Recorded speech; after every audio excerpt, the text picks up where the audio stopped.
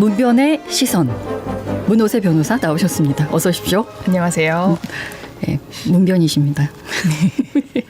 지난 8월 27일이었습니다. 구하라법이 국회 본회의를 통과를 했습니다. 이게 입법 청원이 된 지 4년이 됐습니다. 2020년에 청원이 됐었으니까요. 그리고 드디어 이제 본회의, 국회 본회의를 통과한 것인데 좀 시간이 지났으니까 구하라법이 어떻게 제정이 됐었는지 그 배경부터 설명을 해 주시겠습니까? 네, 일단 2019년도에 가수 구하라 씨 아직 기억하는 분들 많이 계실 거예요. 대다수 기억하고 네, 가수 있다. 구하라 씨가 젊은 나이에 안타깝게 사망을 했습니다. 근데 구하라 씨 사망 이후에 좀 떠들썩한 사건이 발생했던 것이 구 씨와 구 씨 오빠 남매가 어릴 때 집을 나가서 10년도 넘는 기간 동안 생활비도 주지 않고 연락도 닿지 않던 구 씨의 친모가 장례식장에 나타나서 구 씨의 재산에 대한 상속권을 주장했던 사건이 발생을 했습니다. 아, 다시 들어도 어떻게 이럴 수 있지라는 또 생각이 드네요. 네. 네, 이렇게 미성년 자녀에 대해서 양육 의무도 하지 않았던 부모가 상속인으로서의 권리를 주장하는 것은 부당하지 않느냐라는 비판이 당연히 일었고요. 네. 구 씨의 오빠가 2020년 3월에 직계 존속 또는 직계 비속에 대한 부양 의무를 현저히 해태한 경우도 상속 결격 사유로 추가해야 한다라는 내용을 담은 민법 개정 청원을 제기를 했는데요. 그동안 번번이 국회 문턱을 못 넘다가 이번에 드디어 본회의를 통과했습니다. 네. 늦게나마 정말 다행스러운 일인데 그 당시에 이제 구하라 씨 친모가 실제로 상속은 받았죠. 받았습니다. 예. 당시의 상속법으로는 이것을 막을 수가 없었습니다. 예. 그래서 일단 상속 순위와 상속 분에 대한 설명을 드리면요. 우리 민법상의 상속 순위는 1순위가 돌아가신 분, 망인, 그리고 이 돌아가신 분을 우리가 피상속인이라고 부르는데요. 네. 피상속인의 직계 비속이 1순위입니다. 예. 직계 비속은 아들, 딸, 그리고 손자녀가 해당되고요. 네. 2순위는 망인의 직계 존속입니다. 부모, 조부모 해당되고요. 3순위는 망인의 형제 자매, 4순위는 망인의 사촌 이내의 반계 혈족입니다. 그런데 이제 배우자가 있겠죠. 네. 이때 상속을 받는 배우자는 혼인신고를 한 법률상의 배우자여야 되는데요. 네. 이 배우자는 직계 비속 혹은 직계 존속과 공동순위로 상속을 받고요. 만약에 직계 비속도 없고 존속도 없다라고 하면 단독으로 상속을 받습니다. 예, 이제 상속분도 문제가 될 것 같습니다. 네, 그렇습니다. 상속분은 같은 순위의 사람은 모두 동일한 비율로 1대1대1 뭐 이렇게 동일하게 받는데요. 네. 배우자만 다른 상속인보다 0.5를 더 받습니다. 네. 구하라 씨 사망했을 때 구하라 씨는 미혼이었죠. 그리고 자녀도 없었기 때문에 1순위로 상속받을 수 있는 사람은 구하라 씨의 부모였습니다. 네. 그래서 당시 법상으로는 아버지와 어머니가 50%씩을 상속받는 구조였습니다. 예. 근데 그 당시에 구하라 씨 친모가 소송을 제기했었어요. 네, 그렇죠. 이 절반에 대해서는 자신의 상속분이다라고 하면서 네. 광주가정법원에 상속재산 분할 청구 소송 제기를 했는데요. 근데 이 판결을 보면 조금 이례적인 부분이 재판부에서 고민이 많았던 것 같습니다. 네, 어떤 부분을 구 씨 보면 어머니의 그렇습니까? 상속분을 모두 인정해주기는 어려운 사정이 있다라는 고민을 한 것 같아요. 왜냐하면 이례적으로 구 씨의 아버지에게 기여분이라는 걸 인정을 해서 구 씨 아버지의 상속분을 조금 더 늘려줬거든요. 네. 근데 이렇게 이제 보통의 경우에는 부모 중에 한쪽이 자녀를 홀로 양육했다고 해서 부모에게 기여분을 인정하지는 않아요. 왜냐하면 아이를 키우는 것은 그 부모의 본래 의무잖아요. 네. 그래서 기여분을 인정하지 않는데 이때 광주가정법원에서는 부모는 이혼하더라도 미성년인 자녀를 공동으로 양육할 책임이 있고 이혼하고 양육비를 지급했다고 해서 의무 이행이 완료되는 것도 아니다. 네. 또 구 씨의 친부는 친모의 도움 없이 구 씨를 홀로 양육했고 그러한 부분이 형평상 고려되어야 한다. 라고 해서 먼저 아버지에게 기여분으로 20%를 인정해 줬고요. 네. 나머지 80%의 절반씩을 아버지와 어머니가 상속받도록 그렇게 판결했습니다. 아, 그래서 이제 소송을 제기한 겁니까?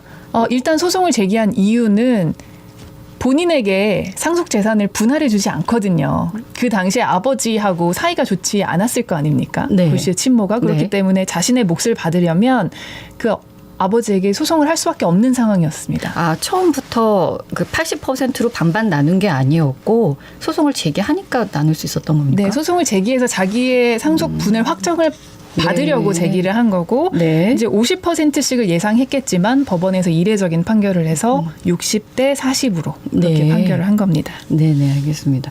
그래서 이제, 야, 어떻게 애들 키우지도 않았는데 받냐, 이런 것 때문에 그 당시에 이제 구하라법 입법 청원이 되기 시작을 했고, 양육 의무를 다하지 않은 부모는 상속을 받지 못하게 해야 되는 거 아니냐, 이런 비판이 많았던 것으로 기억을 합니다.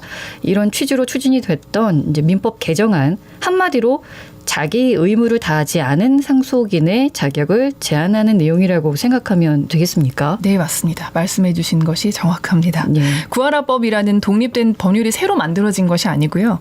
기존 민법의 상속 관련 조문이 개정된 거여서 민법 개정안이라고 보시면 되는데 네. 원래 기존에도 특별한 경우에는 이러이러한 상속인의 상속권은 박탈한다.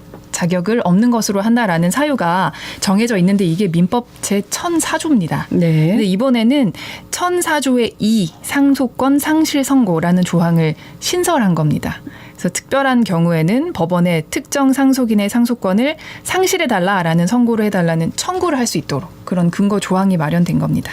예. 이미 구하라 씨 재산은 이제 나눠졌기 때문에 여기에 다시 이 법을 적용할 수는 없습니다. 없죠. 네. 그럼 언제부터 이게 적용이 됩니까? 이 법이 적용되는 것은 2026년 1월 1일부터입니다. 아, 아직 좀 시간이 남네요. 네. 그런데 이제 그러면 2026년 1월 1일 이후에 누군가 돌아가셔야만 이것이 적용되느냐. 그 네. 전에 네. 상속이 개시된 거는 못하냐 하시는데 약간 시기에 그 정함이 특별하게 있는 것이 네. 소급을 할 수 있도록 정해놨거든요. 그럼 그건 부칙 조금 특례. 이따가 좀 구체적으로 설명을 네, 드리겠습니다. 그 부분 설명 예. 자세하게 드리겠습니다. 우선 이제 기존에 상속의 결격 사유도 있죠. 네, 있습니다. 네, 어떤 지금 것들이 있는 있습니까? 결격 사유로는 네. 고의로 직계 존속 피상속인 그 배우자 또는 상속의 선순위나 동순위에 있는 자를 살해하거나 살해하려고 한 사람. 네. 고의로 직계 존속 상속인과 그 배우자에게 상해를 가해서 사망하게 한 사람.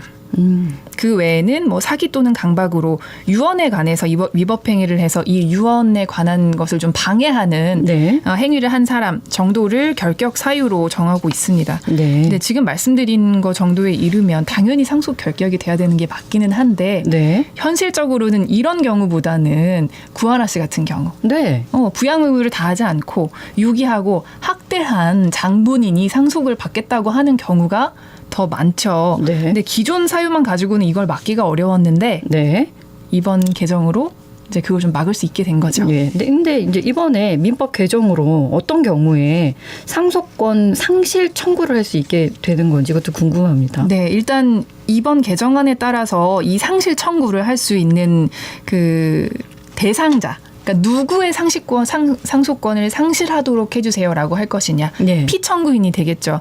이 사람은 상속인의 피상속인의 직계 존속에 한정됩니다. 이걸 신청을 해야만 여기에 이제 네, 일단 이 법을 적용받을 수 있습니까? 청구를 해야만 법원에서 판단하는 구조이고요. 네. 당연히 결격되는 게 아니라 가정법원에 청구할 수 있고 이 청구의 피청구인은 돌아가신 분의 직계 존속, 그러니까 부모, 조부모, 조부모까지. 네. 아. 그렇게 됩니다. 직계 비속, 뭐 자녀, 손자녀나 형제, 자매 같은 사람의 상속권을 없애달라고 청구할 수는 없습니다. 네네, 알겠습니다.